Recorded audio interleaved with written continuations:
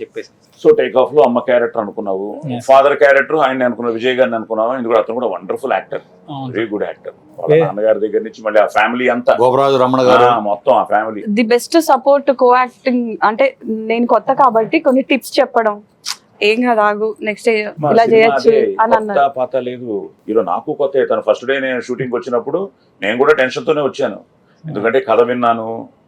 ప్రతి యాక్టర్ అది భయం అని ఫస్ట్ డే ఉంటుంది ఉంటుంది, అది లేకపోతే కష్టం. అవును సార్. ప్లస్ అక్కడ నాకేవో ఒకరు డైరెక్టర్ అయితే ఒకరు ఈయన కదా, ఈయన మనకి లెజెండ్ కనిపించని నాలుగో లాగా.